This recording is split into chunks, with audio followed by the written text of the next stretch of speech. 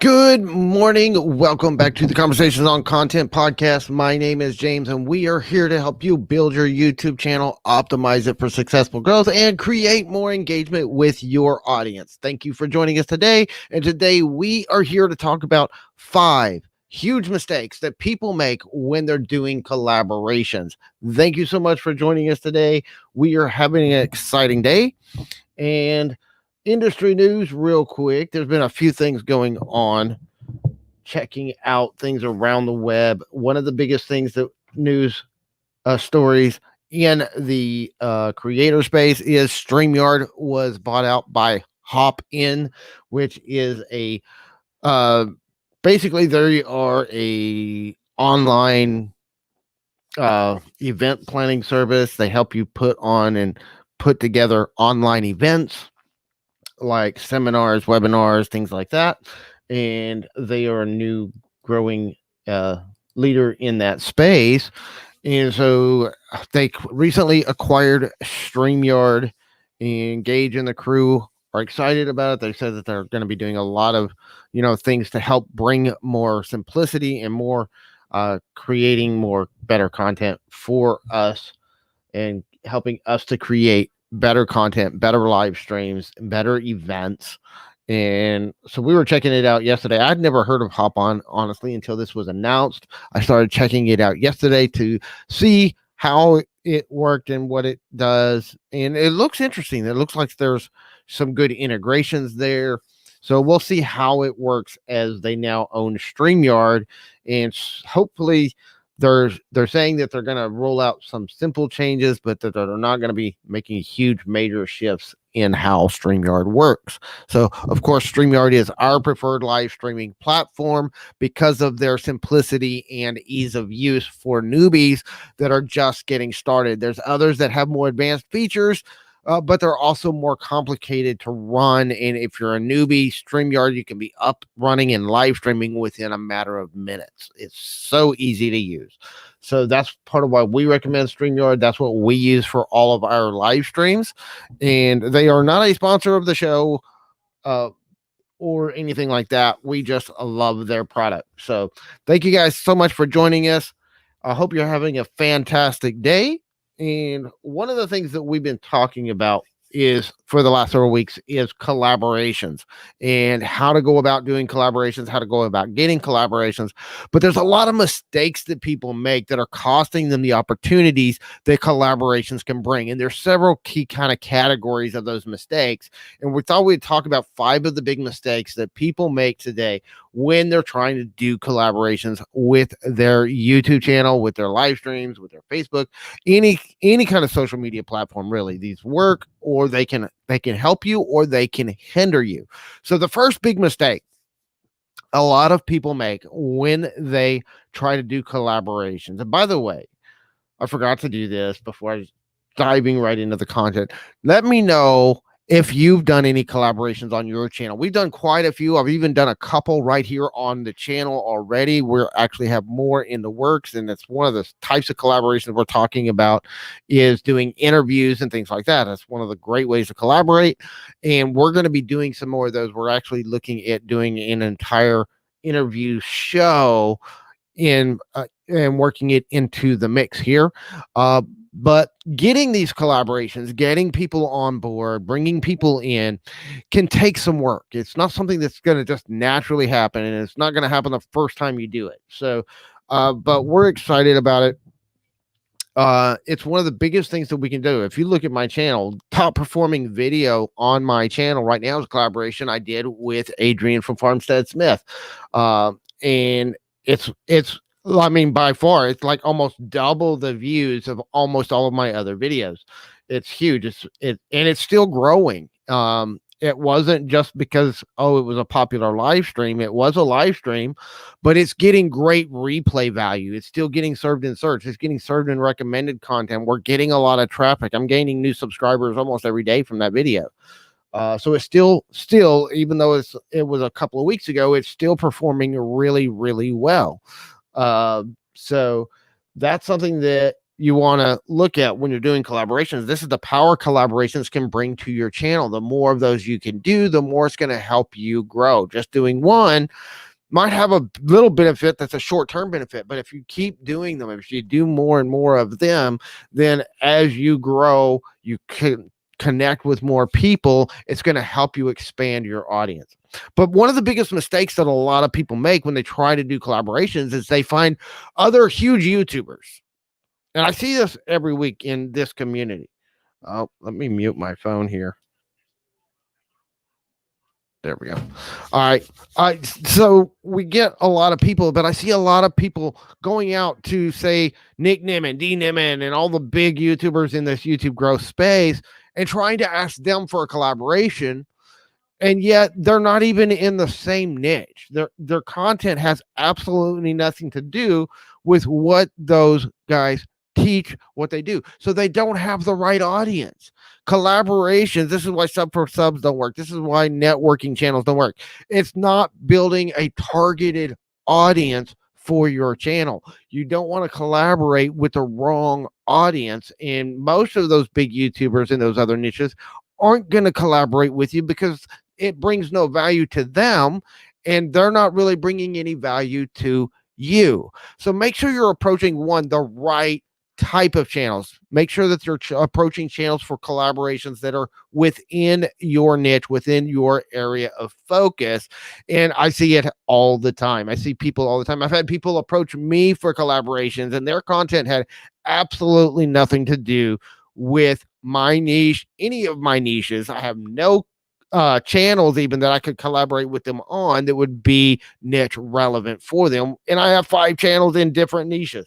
So this is something when you want to do a collaboration, are you approaching the right people? One of the things that we recommend in our planning stage when you're building your channel is to make a list of the top 5 channels in your niche, and especially ones that are doing collaborations with others. And then 5 channels that are not big channels. And this is just when we're starting out.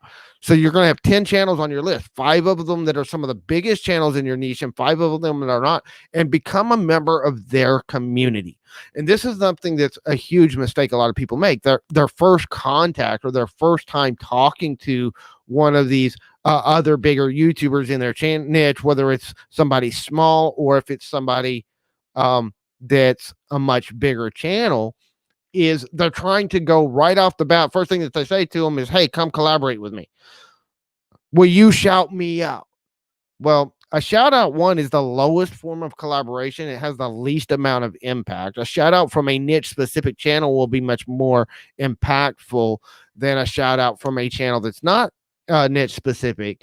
But even then, shout outs just are not very effective as a way to get engagement and get collaboration. Instead, you want to do is you want to build that relationship. It's all about great collaborations are built on relationships, and it's built on both parties bringing something of value to the table. So if you're going to approach a much bigger channel, you need to know beyond a shadow of a doubt what value you bring to their community and what value, because they're going to know, okay, you got 100 subscribers, I've got 100,000. You want my subscribers. That's the value I can bring to your channel is I've got a big audience and you want some of that audience. They already know this, but you've got to put it to them when you approach them for a collaboration. You need to say, one, here's a plan.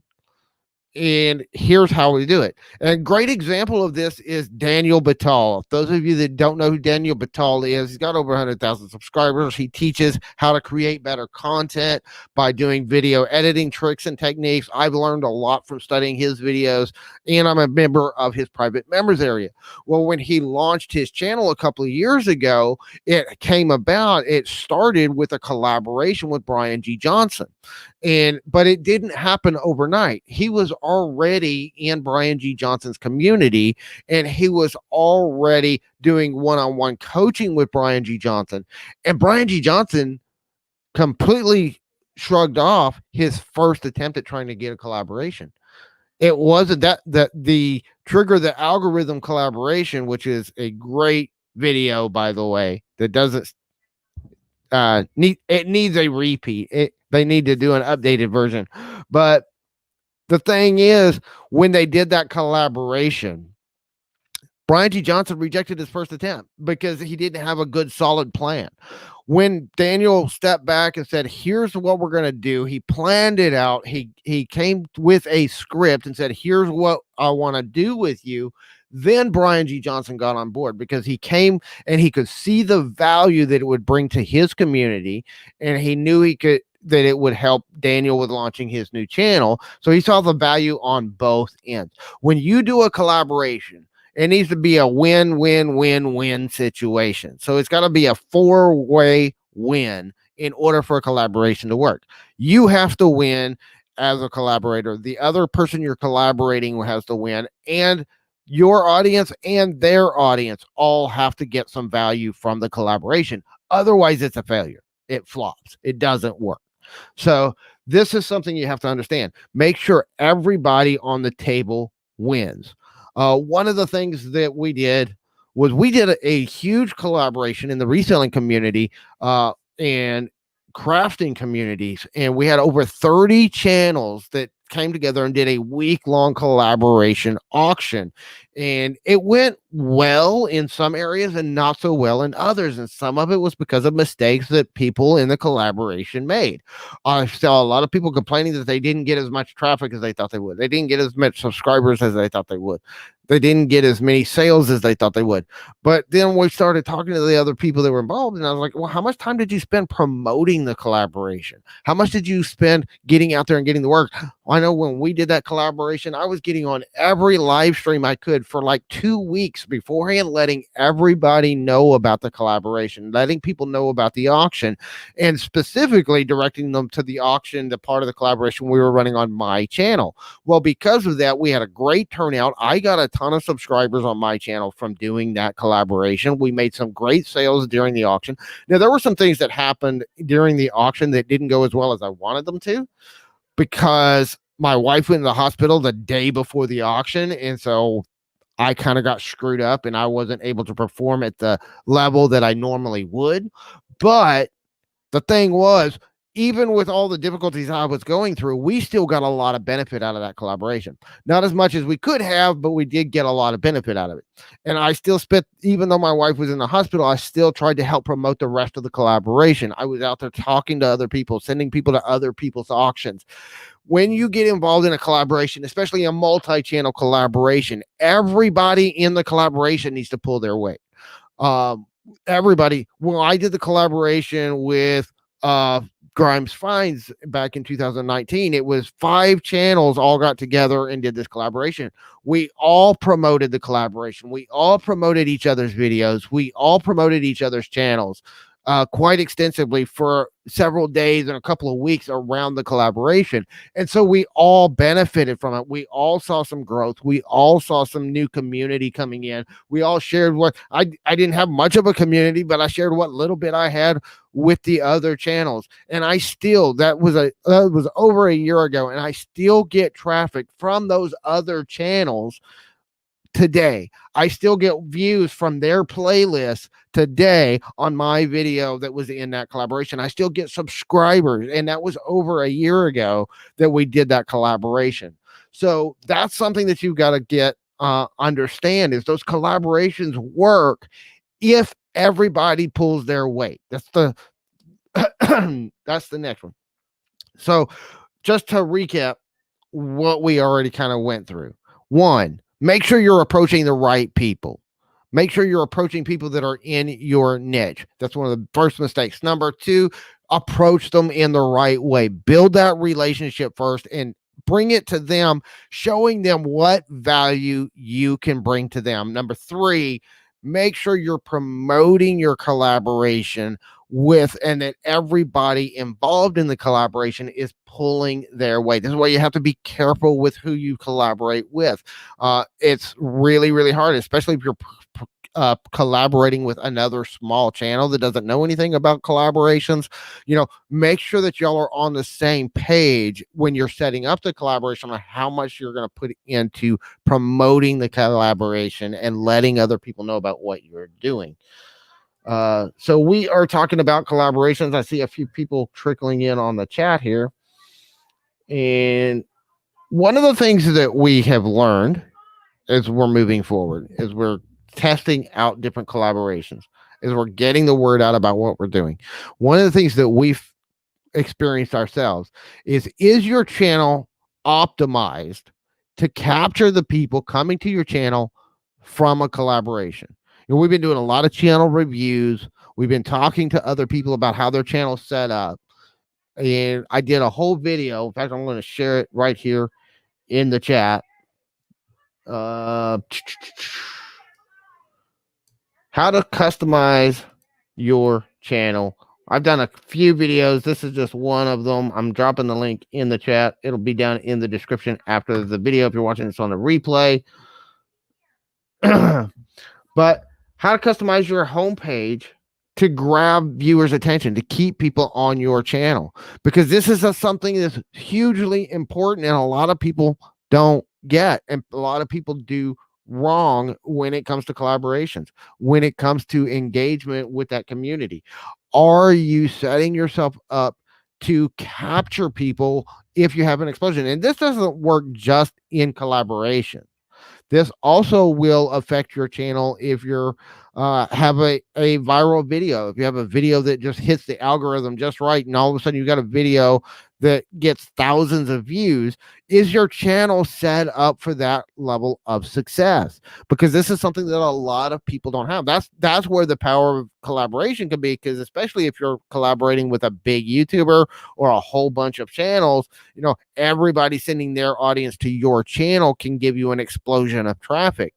But is your channel set up to capture those people, to keep them on your content? Are you distracting people by having links off of the platform? Are you keeping people, or do you have those subscribe links prevalent?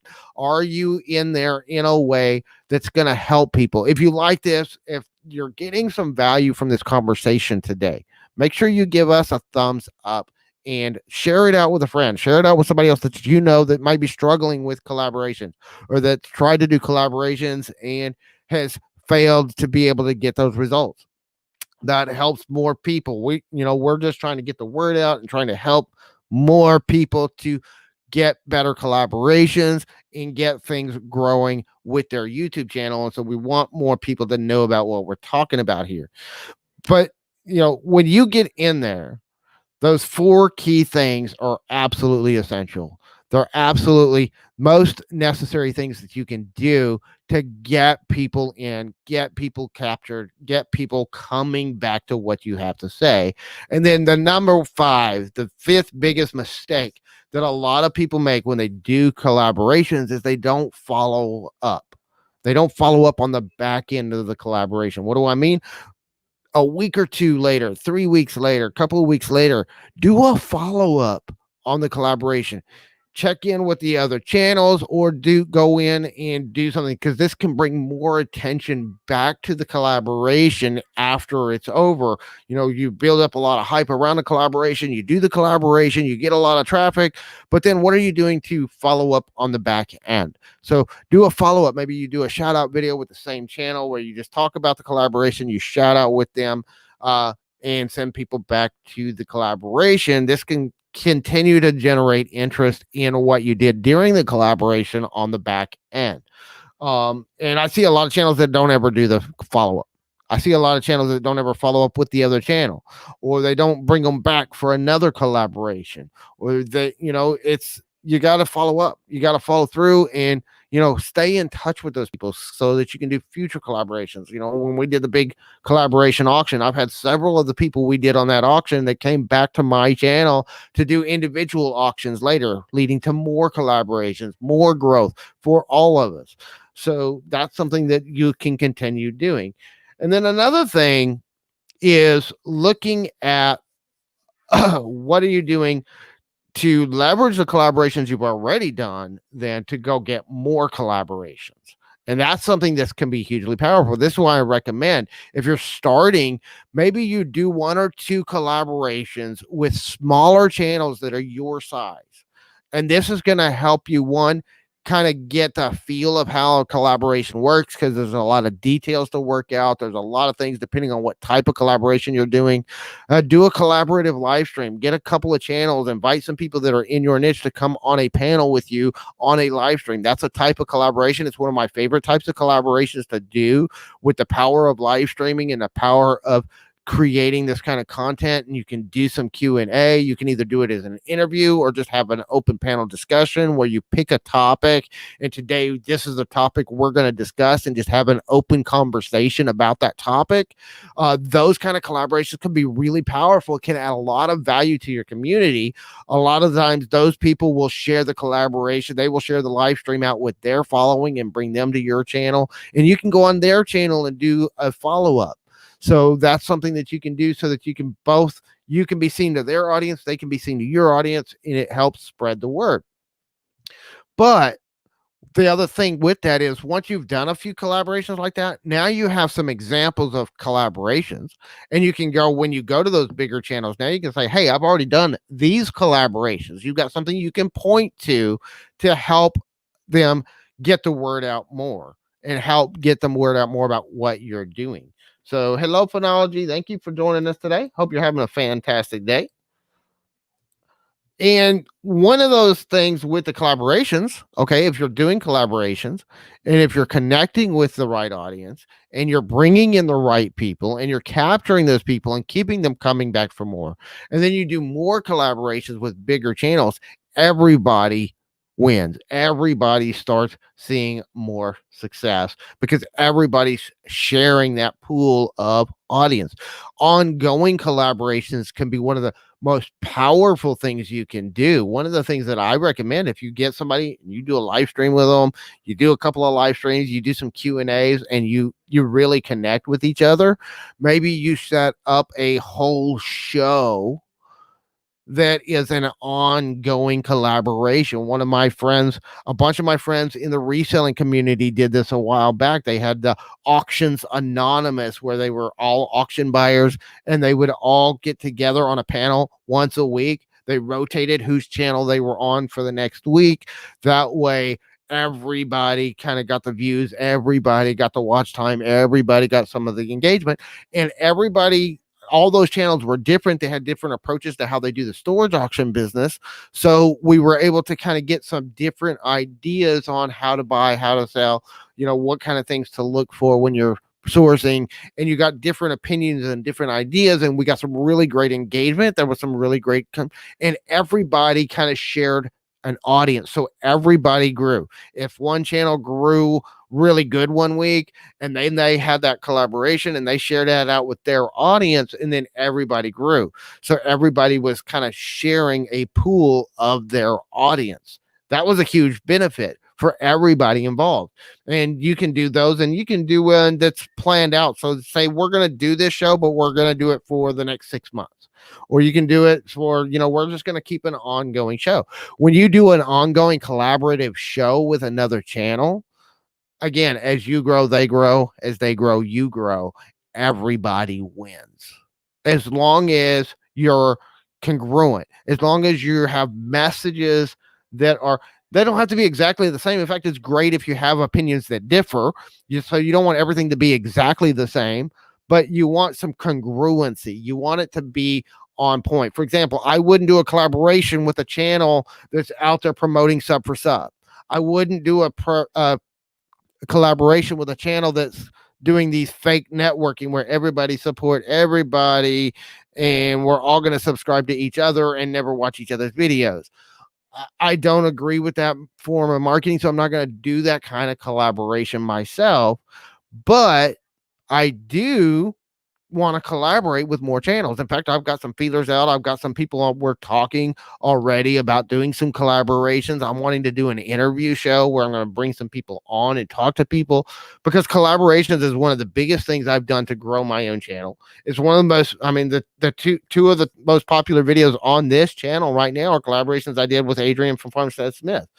And that was great, and it was able to help me. It's helping her because she's building a new channel on YouTube growth strategies, and we were able to promote her new channel through the collaboration. And because of that, now she's got some traffic. She's got some of the people that follow me are now following her. I benefited because some of the people that were following her are now following me. That's where everybody wins. The audience got a lot of value from those collaborations based on some of the comments we've gotten. So, and you're going to make mistakes. I made a lot of mistakes. I got to learn how to shut up and not interrupt when I have somebody else on. But at the same time, like I was on a panel with Dean Niman and Daniel Batal and a whole bunch of other YouTubers on New Year's Day. I couldn't get a word in edgewise because I had just done this collaboration with Adrian. So I was very conscious about not trying to interrupt, because that was one of the biggest critiques about me during that collaboration was I kept interrupting Adrian. So it was consciously on my mind not to interrupt. And because of that, I couldn't get a word in edgewise. So sometimes you have to kind of adjust your strategy based on who you're collaborating with. You get Daniel Batal rolling and he will dominate that conversation for hours, because he can just get going. And once he gets on a roll, you have to interrupt him if you want to get a word in. So, and I love Daniel. There's nothing against Daniel. I love Daniel. But if you want to get a word in edgewise when he's on a live stream, you've got to interrupt him. Adrian, if I'm on with Adrian, I know I've got to be careful about not interrupting what she's saying and step back and kind of let her say what she wants to say. So it's about finding the balance, about knowing who your guest is and who you're collaborating with and how to approach that every single time. So these are just some of the mistakes that people make when doing collaborations. I hope that this has been beneficial to you. Thank you guys so much for joining us today. I don't really have any questions coming in, so we are going to call it a day. Thank you guys so much. Have a great day, and we will see you on the next show.